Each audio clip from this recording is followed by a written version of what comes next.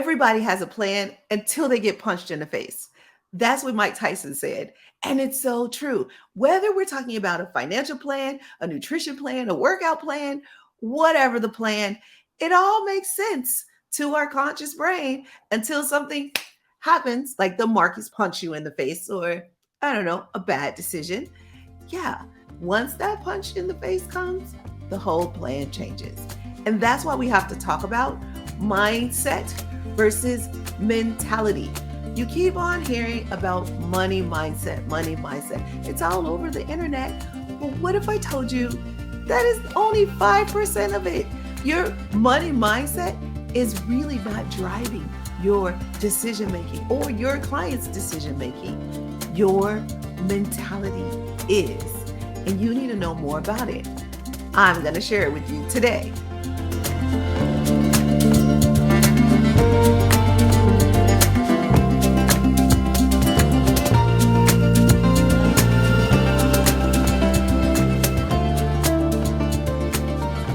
So, welcome to Presidential Lifestyle Live.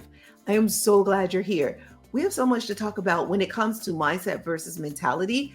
Whether you're listening to this podcast, you're watching the video, or maybe you read the blog too, I'm so glad you're a member. But if you're not an official member, go ahead and click the link in the description and become one. Subscribe to this wherever you're listening to this. Subscribe so you get this right to your phone. And also know that you can ask me questions. Whether you have questions about this video or any video we do, whether you want to know more about financial therapy or money emotion types, or even the money mentality types I'm about to share with you today, you can ask me in the community. So become a member. And I'll even make sure you're asking the right questions, because that's important too. I am Kanae Corder, the leading national certified counselor specializing in financial therapy for wealthy professionals. Today, I am going to break down the difference between money mindset versus money mentality. You probably never heard of money mentality. That's okay, because I'm going to tell you all about it today. What you've heard a lot about is money mindset. And so, what I want to do today is first tell you what mindset is, because you've probably been misled. Two, I want to break down what mentality is, because, oh, it goes a lot deeper than you think. And three, I want to tell you there's some things that you need to know about your clients and what you can do to help them. But four, I want to give you a couple of steps that you can do right now, immediately. And then I'll tell you what you might want to do next after you do those immediate changes that'll take it even further. And this is going to help you make more money, because that's what it's all about, right? Making more money, keeping more money, and making sure your clients do that same thing too. So let's talk about mindset. Let me wrap something up for you really quickly, and this shouldn't take long. This video might be a little longer, so stick with me all the way to the end. Mentality is what you really want to know about, but let's talk a little bit about mindset. Mindset is conscious brain, and conscious brain is all about thinking. So you know how they say you only use 10% of your brain? Honestly, it really is only about 5%, but let's just say it is 10. That 10% they're talking about the conscious brain. Your money decisions aren't made in the conscious brain. How you think about money is made in the conscious brain. How you reason, right? Your best case scenario, that's what's happening in the conscious brain. So if your clients are talking and thinking about best case scenario, that punch in the face, they're not ready for it. So that's why it's not about mindset, because mindset is conscious brain. Your money decisions and your clients' money decisions happen in the subconscious brain. And that's what we're going to talk about now. So, number two, mentality. This is a point that is very important. Your mentality, your money mentality, is the equivalent of saying your money personality. And your money mentality, if it's your money personality, then guess what? It is your money reality. Your client's money reality is not in their conscious brain, it is in their subconscious brain. I'm about to break something to you. We are all trying to use money to get love. I know you've been told money can't buy you love, can't buy you happiness. It can only buy you all these material things. But nobody knows this. Your subconscious brain is really, truly trying to use money to get love. We are all, our decisions, everything we do, our behavior is all based on us trying to get love and acceptance. I know you're saying, Kane, I've been listening to you for weeks and I did not know that. Why didn't you tell me this earlier? It was just the time. Now is the time that we have this conversation. So your money mentality is subconscious. Subconsciously, every single action you do is about getting love and acceptance. And you think your clients are doing the same thing, expecting a different result because they're insane, right? You were told doing the same thing, expecting a different result. That's the definition of insanity. Well, it's not. It's the definition of humanity. We all do it. We all do the same thing, expecting a different result because we are human. And humans, the human brain goes towards familiar and away from unfamiliar. So that thing, that habit you keep doing is familiar. Even if it hurts you, you're going to keep going towards it because it's familiar. And to your brain, familiar is safe. To your brain, unfamiliar is unsafe. So it's not going to go towards unsafe, it's going to go towards safe. And that plan you came up with, if it doesn't have familiar baked into it, then your clients aren't going to be able to execute on it. Exactly. That is why you have to look at their mentality, because their mentality will show you where they're stuck, because the brain thinks it's keeping them safe. It doesn't know it's keeping them stuck inside that same social economic status. And for some, stuck inside that old social economic subconscious brain status, not just the money. And your job is not to change your clients. And that's why I'm going to tell you about this third one. Your job is not to change your clients. Your job is to understand them, help them get what they want. And I'm about to show you how to do that if you understand their mentality. So, number 3, I just told you that your clients want something, love and acceptance. And you need to understand what makes them feel loved. You're like, isn't that the job of a therapist? It is. But haven't they made you their therapist? Right. So, since they gave you that job, you're going to have to do something with it until you turn it over to me. I'm going to give you a little bit of understanding on how to do that. Sure, no, you don't want to be their therapist, but they've made you their therapist. So take this little bit of information I'm going to give you. And when you get a chance, kind of drop some seeds that there's a financial therapist that they could talk to get all of this out. But in the meantime, just listen. And here's what you're listening for. You want to hear where they feel loved. What are they complaining about?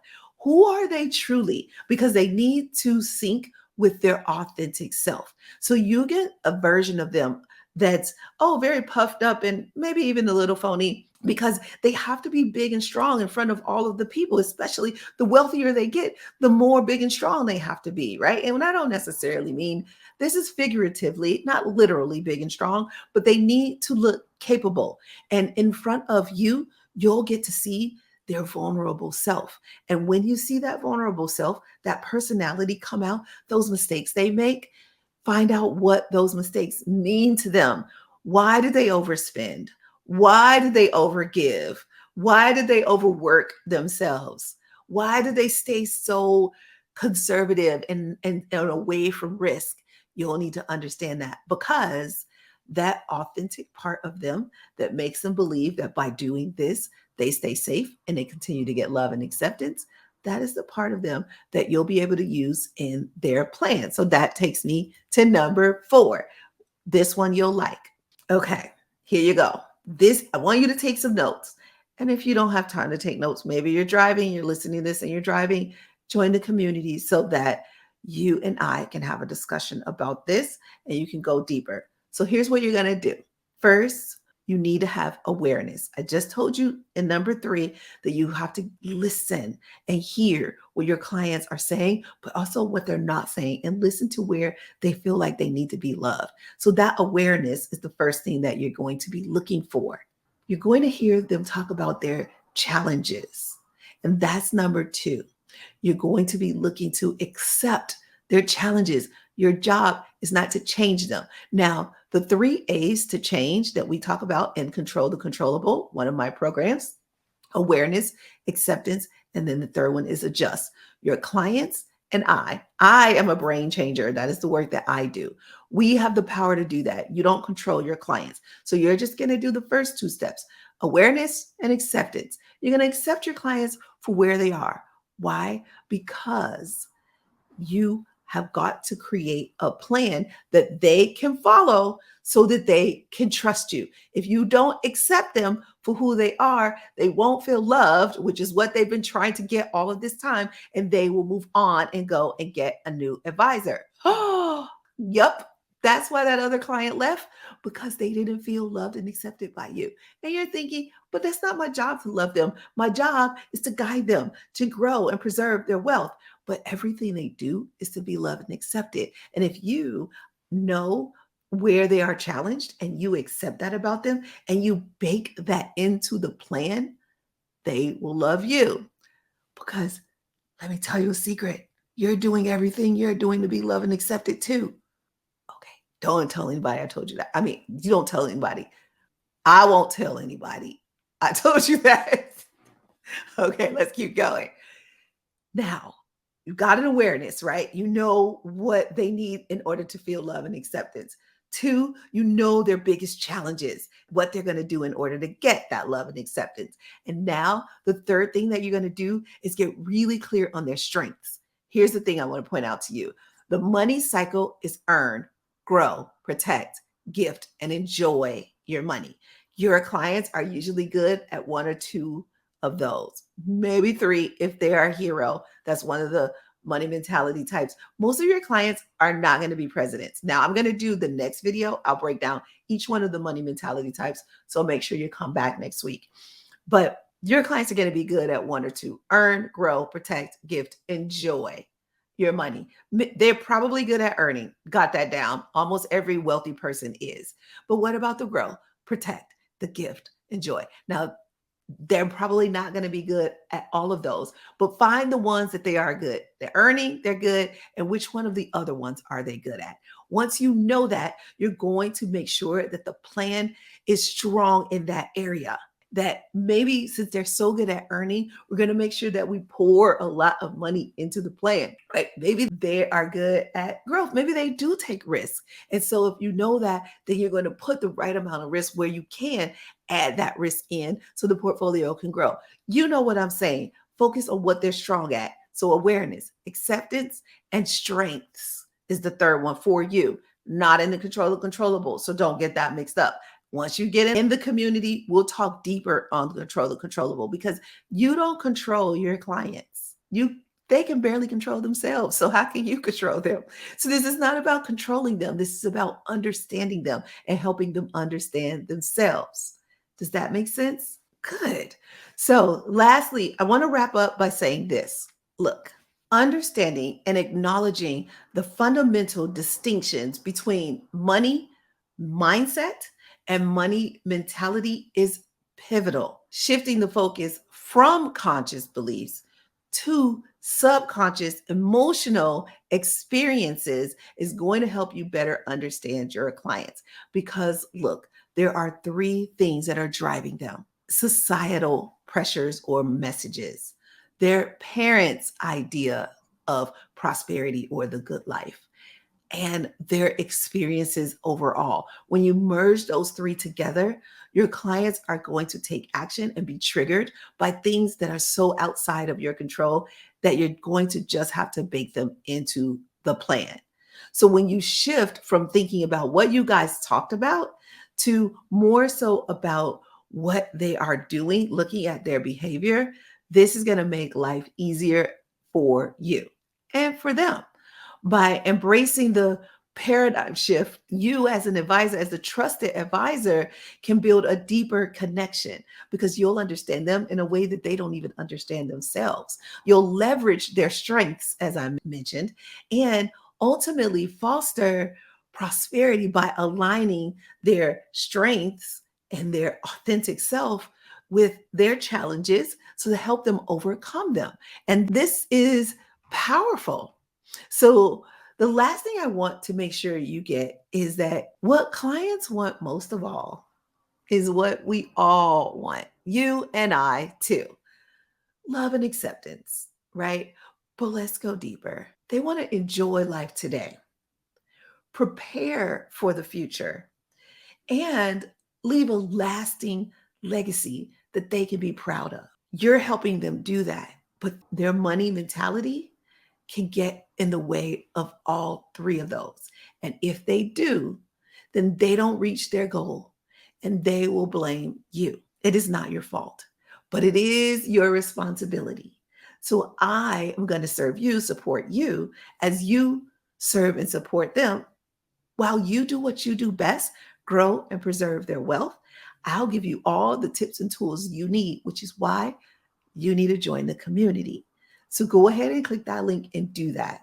In the meantime, watch this video and any of the other videos you've missed because the tips are in there. Come back next week because we're going to go deep on the money mentality types. I'm going to give you all 7 money mentality types so that you'll understand your clients. I'll even give you a link so you can take the money mentality quiz or share that with your clients. And then once they tell you which one they are, you'll be able to know them in a way that is so deep, so meaningful, so powerful, and you'll be able to tell them more about themselves than anybody has ever told them. So they may not know they need this from you. They don't. They don't even know all of their challenges.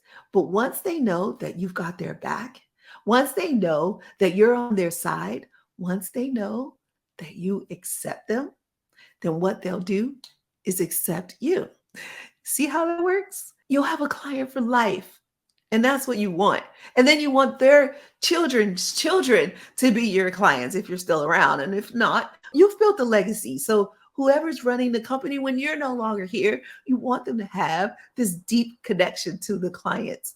And that's what we build together. When your clients master their money mentality because of the work that you do with them, they get to be themselves without getting in the way of you growing and preserving their wealth. You see how that works? They get to be themselves. You get to do what you do best, and the world becomes a better place, a more abundant place. And that, to me, sounds really good. So I'll see you next week. In the meantime, have a prosperous week, my friends. See you sooner.